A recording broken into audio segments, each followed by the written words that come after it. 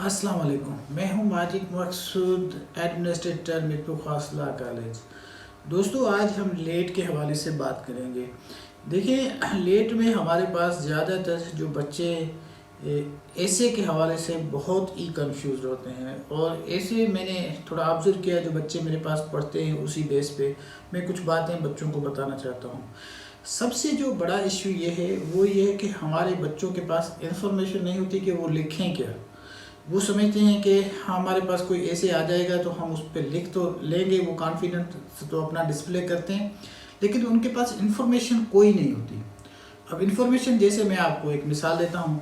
अब आपके पास आ गया है कि पावर्टी पे आपको ऐसे लिखना है और उसके काजेज़ लिखने हैं, तो उनको समझ नहीं आती कि हमारे पास पावर्टी के काजेज़ क्या हैं। उनको जीडीपी का नहीं पता होता, उनको अनएम्प्लॉयमेंट रेशो का नहीं पता होता, उनको जो बेसिक प्रॉब्लम्स है जो पावर्टी के वो नहीं पता होता, इन्फ्लेशन का नहीं पता होता, और उनको अनएम्प्लॉयमेंट रेट का नहीं पता होता। तो आप क्या लिखेंगे? जब आपके पास बेसिक इन्फॉर्मेशन ही नहीं होती तो आप जाहिर सी बात है कोई ऐसे के साथ आप जस्टिफाई नहीं कर सकते। इसी तरह आपके पास कोई और ऐसे ले लें, जैसे हमारे पास ऐसे आता है कि भाई इम्पेक्ट ऑफ बेगरी।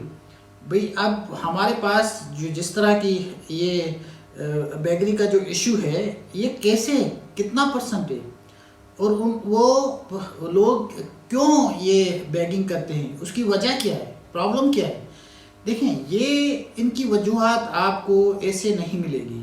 सबसे पहले आपको इनकी वजूहात के लिए पढ़ना पड़ेगा। जितने भी एसेज हैं ना, आप पहले ये करें कि उन एसेज को पढ़ें, जितने भी अहम एसेज हैं। वो मेरी वीडियो है आपके पास ऐसे के ऊपर 8-10 उस पर है। उन सब के बारे में एसेज में वो आपको ऐसा करने पर उसमें जो बेसिक इन्फॉर्मेशन है वो आप ले लें और फिर अपने जुमले बनाएं। जब बेसिक इन्फॉर्मेशन आपके पास कोई नहीं होती तो आप क्या करेंगे? आप कायदे आज़म पे ऐसे लिखते हैं, लेकिन आपको ये नहीं पता होता है कि कायदे आज़म ने बैरिस्टरी कहाँ से की थी, किधर गए थे, किस साल में गए थे, और उसके बाद वो दिल्ली गए थे, बम्बई गए थे, और मुस्लिम लीग कब ज्वाइन की, मुस्लिम लीग कब छोड़ी, पाकिस्तान के लिए उनकी क्या कंट्रीब्यूशन थी। ये होती है इन्फॉर्मेशन जो मेन बॉडी में आप डालते हैं उसकी, वो आपको पता ही नहीं होता। जब आपके पास इन्फॉर्मेशन नहीं है तो आप नहीं लिख सकते। अच्छा, इसके बारे में आप समझते हैं कि हम एक ऐसे पढ़ लेंगे, उसको रट्टा लगा देंगे, तो वो ऐसा होता नहीं है।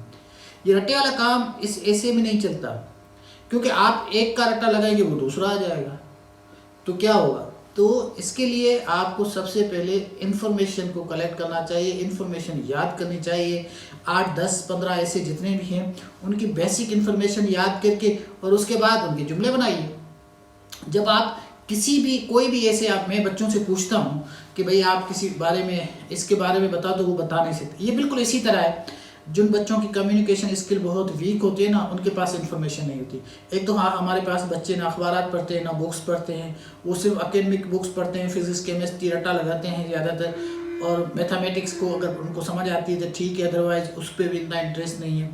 तो इस तरह के बच्चों के साथ बड़ी प्रॉब्लम होती है, क्योंकि ये इन्फॉर्मेशन कहाँ से मिलती है? इन्फॉर्मेशन मिलती है अखबारात से। ये इन्फॉर्मेशन मिलती है आपको उनके अखबारात में जो आपके ओपिनियंस होते हैं उसी में से, और आपको ये जो बुक्स होती हैं इसमें आपके पास बहुत सारी जो नॉन एकेडमिक बुक्स होती है उसमें आपके पास इन्फॉर्मेशन होती है, वो आपको मिलती है। ये आपको एकेडमिक बुक्स से मिलती नहीं है, क्योंकि आप ज़्यादातर पढ़ते हैं एकेडमिक बुक्स, वो भी आपकी मजबूरी है, आपको इम्तिहान देना है। तो ये इनके लिए बड़ी प्रॉब्लम है। पाकिस्तान के बारे में उनको कुछ पता नहीं होता।